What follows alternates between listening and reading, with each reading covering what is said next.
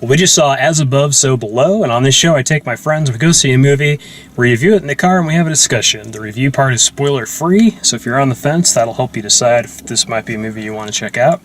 The discussion part may get into spoilers, so if you are wanting to see the movie, don't watch that part until you've seen it. As Above, So Below is a very competent horror film. It's in the found footage style that was started by the Blair Witch Project so far ago. But it doesn't suffer from those problems that tend to flag those movies. You don't get the, motion sickness thing going on. There's a little bit of that here and there at the front, but it's really not that bad as far as motion stuff goes. They do a better job of explaining why all the camera angles exist and how they all exist.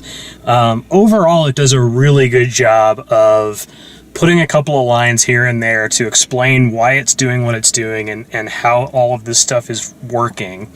There is some suspension of disbelief involved because there are some elements of the story that are magical or whatever you want to call it. But that's fine. I really liked that it had an opening sequence that was different from what the rest of the movie was. Even though it was similar to what the rest of the movie was, it kind of gave the movie more of a travel kind of a movie, more like an Indiana Jones, a little bit more of like the video game Uncharted or Tomb Raider or something like that, where you get the sense that they're, sort of globe-trotting and solving these puzzles and trying to figure out what's going on. And it's not just, a bunch of jerks go into a cave and bad stuff happens to them. I really enjoyed it. I think that it's a movie that, as a horror movie in 2014, it's not particularly gory. There are some parts that are pretty scary. But mostly what's really great about the movie is that it just has this pace that just keeps moving forward. It's an unrelenting forward momentum movie. I never felt bored or felt like, why are we watching this still during it? So I've also seen The Descent, which a lot of people compare this movie to. This is far and away better than The Descent. So I would recommend it. If you're a horror fan, definitely check it out. If you're weirded out or don't like found footage stuff, don't worry too much about that for this. I don't think that's as big of a deal. If you're claustrophobic, don't see this movie. Sure. That will scare the hell out of you. Otherwise, I would recommend it. What'd you guys think? I didn't like it as much. I thought bits of it were good. For me, I didn't realize it was such a found footage style with the shaky camera and stuff, and that's cool for certain things, but they didn't really add anything at all of that. In fact, I found myself wishing it was shot more stable and more traditionally, and so I could see actually what was happening, because there was so many moments where I literally had to think okay, what really just kind of happened? Not because it was mysterious, but because you literally couldn't see. It was just shaking too much, which I guess adds a bit of panic element to it, which is probably what they were going for. I mean, you are stuck in caves and stuff, but so I was a little disoriented at times, and the story I wasn't as into. It was hellish, and hell in your mind and all that kind of stuff, which I've seen before, but overall it's definitely a kind of uncomfortable movie, so it's good in that sense. More psychological thriller for me than horror. Mm-hmm. But definitely moments are definitely cool, and I did like the ending. It's got a really cool kind of ending. So yeah, kind of on the fence. Definitely. What did you think? I enjoyed it. I don't think it was as good as The Descent. I thought The Descent was, of course, better a horror movie. This one, it wasn't much of a horror movie. It was suspenseful. It's a psychological thriller, I would say. Yeah, it is not a horror movie. It doesn't have any, premarital sex, booze, or drugs like you would see in your typical horror movie. Right. But it was good. I thought they got their mythology right. The Philosopher's Stone, Nicholas Flamel, and when it brought the idea of a hell into it, it definitely got its story straight there. It was good. I would definitely suggest seeing it, and especially on the big screen. You know, 'cause Yeah, there's so much that happens in the background that you're kind of straining to see, and it's not that you can't catch it, but to Cal's point about like sometimes it was hard to see because they would move the camera. I mean, I think all of that stuff was intentional. Like they were trying that's to what they're mask going the for. fact that there's a guy standing there, but then it's kind of switches back and he's a little bit closer, kind of. Yeah, Those sorts yeah. of effects where if you pay really close attention, you can see things a little bit before they happen. I think it benefits also from a theater sound system Sure. Yeah. because there were some faraway sounds. Yeah, like the that telephone and stuff. Yeah, and the screams. you could definitely got a sense of space from the sound where I just don't think you would get with a home theater Did system. it remind you guys of Doom? Like the remake from a few years back? You ever play that? Oh, the Doom game? Yeah, yeah. Oh, Just with the hellish kind of like the psychological side of hell and whatnot. Yeah, I mean, it didn't feel like a video game to me. It really felt to me No, like... just the, I mean, how they did like the sound and stuff and how you encounter the next creepy thing. Yeah, and, you know. to a degree. I mean, to me, it felt like an Indiana, like the third act of an Indiana Jones movie. Right. You know, sort of.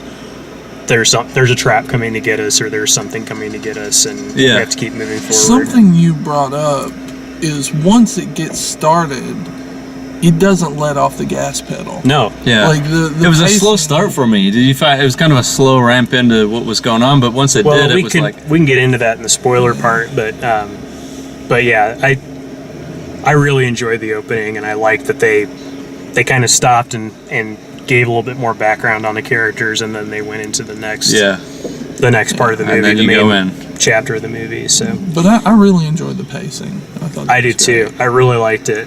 I mean, a lot of these movies, like, they sort of lose the plot after a while, or you know, there's a character that you like and they die, and then it's not really fun anymore. And this one really kept me going. So I think it's a pretty solid recommendation from us. And if you see it, it sounds like it's a pretty good one to see in the theater. I would agree with that.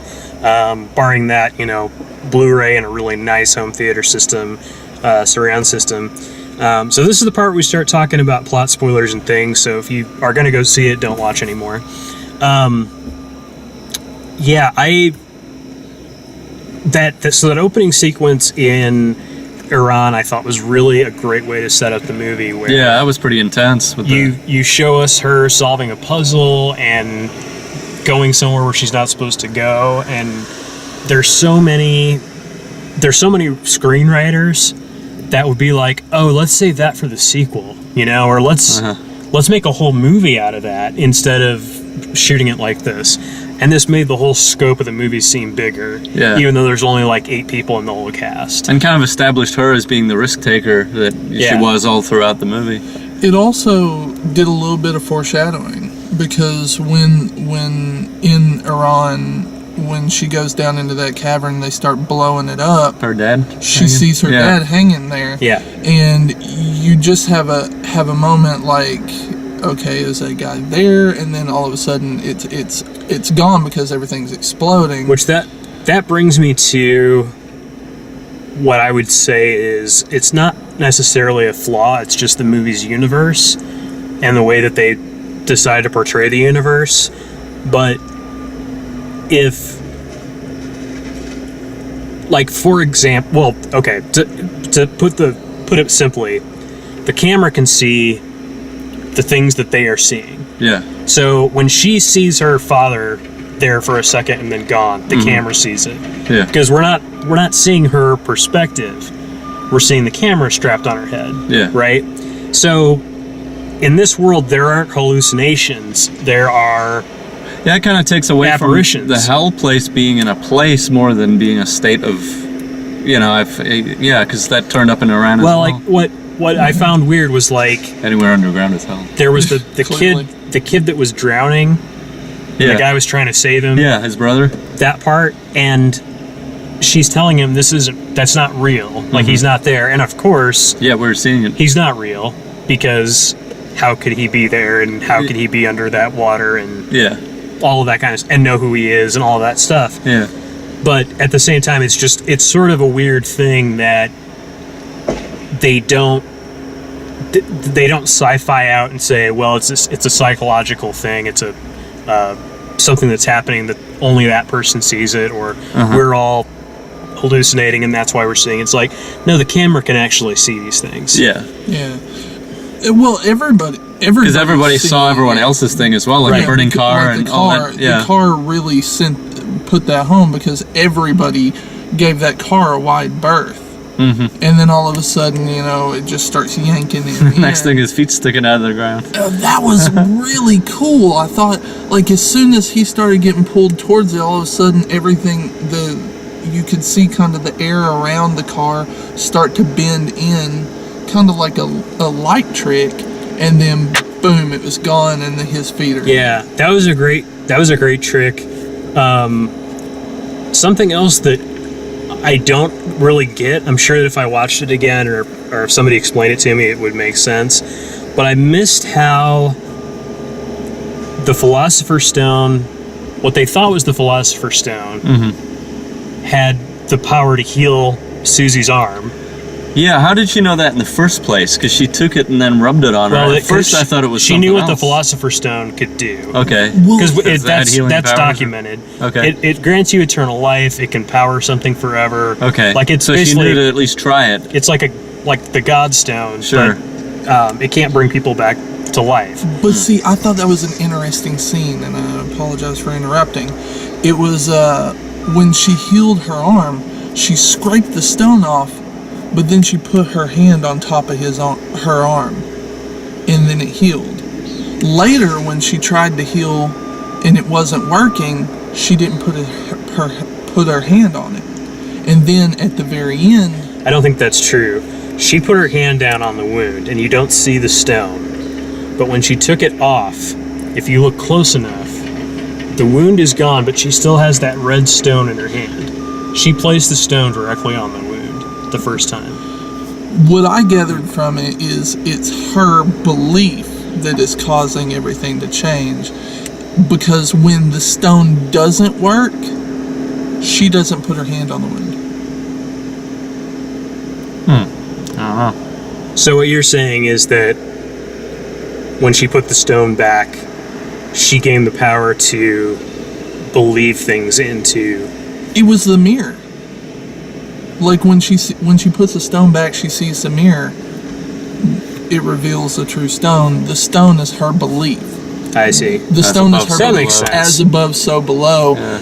As I see it, so it shall be. Yeah, and that mythology thing was pretty cool, especially since the situation they were in. Like, however you see the world is what the world's going to be. Yeah. In this bizarre, that was What kinda I cool. thought was interesting, is they have these enemies that they introduce, they pop out of the wall, which I thought was amazing. Oh yeah, the rock guys. Yeah, and then after that, It's just kinda she called just rock people. yeah, she just all of a sudden starts stiff arming them, like she's playing football. Well, and they crumble. So yeah, I think you're right. Like I think it's. I bet if I went and watched it again, and maybe for those of you that haven't seen it yet, you're gonna go check it out again. I'm wondering if, like, the person who has like a personal connection to the apparition or hallucination or whatever, if they have to see it and describe it before the others react to it. Like if when they walk up to the burning car, no one else sees it, and the guy starts screaming and talks about the burning car, talks about, I gotta save him. Well, he never mentioned that. All he ever said was, "It's not my fault. It's not my fault." And then all of a sudden, it started pulling him towards it. Yeah. He never mentions a burning car or, "Oh my God, he's on fire. I have to save him," or anything. All he ever says is, This is a good movie. I mean, it's something we're still talking about, and It was cool that the further they're dragged down into this hellish realm, like the further down they're going, they're actually going up the way. eventually. And eventually, once they return the stone, and once she starts believing, once she starts creating her own reality, kind of down is up, and yeah, when they found the that theme was manhole good. The on above the is ground, below. Yeah, when they found the manhole on the ground, I was like, oh snap, are they gonna Yeah, yeah. flip reality here? Or Yeah. flip gravity? They mention it in a lot of different movies about hell because the idea is everything is upside down. Like if you ever watched Devil, Oh, that elevator about one? the elevator. Yeah, I kind of whenever they show it as a hellish reality, they always show it upside down. When they initially show the cityscape, it's upside down, and when everything goes good again, it's right side up. That's interesting. Yeah, so they do that a lot, and they do that in mythology a lot, in Paradise Lost, things like that, which they drew a lot from, Dante's Inferno, Abandon All Hope. Yeah. Yeah, I don't know much about that I stuff. dug all the historical stuff that was in there. I liked that the one puzzle that they had to figure out where they had to think about, well, how many planets did they think there were? Oh, yeah, back then, they didn't have Copernicus, so they thought the Earth was the center of the universe, and that the moon was a planet and the sun was a planet. yeah. And then there was 2 undiscovered planets then. So They finally came up with it's a 7. Yeah. That was really cool, and that kind of goes to the Indiana Jones archaeological aspect, and also a little bit Da Vinci Code. Yeah. The old guard and everything, building these puzzles. Yeah. I did feel like the characters that had the most development are the ones that survived, Yeah. but that may also be just by nature of them being in the movie for longer. I liked that one of the token French people lived. Like, Yeah. You really didn't see But he any wasn't. of the. He wasn't token. He was the main French. No, he wasn't. Who was the main French person? Papillon. I thought that's who was survived. No, the one that survived was his buddy that showed up. No, he got killed in the car. Yeah, Papillon was the one that pulled him in the that's car. right. Yeah. That's right. Yeah, like he was just a token character, and he survived. That's I thought right. that was cool because Yeah. that never happens. Yeah. In fact, when they introduced him, I was like, "Oh, red shirt, red shirt." Yeah. Yeah. Yeah. I knew the Black Cameraman was going to go. Oh, yeah. I knew that was happening. They did. How'd they get the didn't kill him camera through first, the though. water? They actually make did- mention of that. They when he asked him, he's like, "Do you, is everything you have water safe?" He's like, "Yeah, we have a way to get the camera through it." They make mention of it. It's really Oh, okay. quick, but if you're not paying They attention, probably have like a you miss bag it. or something that they Yeah, maybe. seal it in. I just thought it was the helmet cameras after that. It was kind of Well, disorienting. no, because at the very end Because I saw the camera. they but I dropped the didn't- big one Yeah. when the stone guys attack. Yeah. And then you're like, wait, how are they going to get this footage because they're leaving that camera behind? But when she runs back, she sees it again, and Grabs when it. she comes back the second time, Yeah. when she's knocking the stone guys away, Yeah, she picked it picked back up up. the camera and knocks the stone guy away and Yeah. runs out with it. There was a cool, creepy scene with the dude sitting on the chair. I thought it was like the Grim Reaper or something Oh, like that. yeah, But he I looked did more like the too. Hunchback of Notre Dame. Well, he had like a big pointy witch hat on. Yeah. But just sitting there like a creepo, you know? It That kind was of made pretty me cool. wonder if he's death, but also is he the devil? I don't know, because I give up thinking about it, because it's basically whatever the fears are in your mind kind of thing. It's kind of like like they go through the bones thing and then they end up back where they started. So it's whatever's in their mind. It's just kind of it could be anything, you The know? faces in the wall and the things coming out of the wall straight. It's out like a of Dante's manifestation of your Inferno. fears, you It's know? like the Stay Puft Marshmallow Man. Well, Exactly, it's- exactly. That's the best example. That part Just- was straight out of Dante's Inferno. I The only Couldn't help it. You couldn't hurt anyone. the only thing Stay that Puft. I didn't know what it was that guy in the chair. Like everything else, Yeah. this is in Dante's Inferno. This is in Paradise Lost. That guy I didn't know, and that was really unsettling. But one thing I did want to say, you mentioned if you're claustrophobic. I am claustrophobic. There were some scenes in there that absolutely scared the bejesus out of me because of that, and it was really hard to watch in certain points. Yeah, I can imagine. Yikes. Yeah. Well, cool. That is As Above, So Below. Hopefully you enjoyed our review. Please like us, subscribe to us. Check out all the written and video reviews at dalemaxfield.com. Thanks for watching.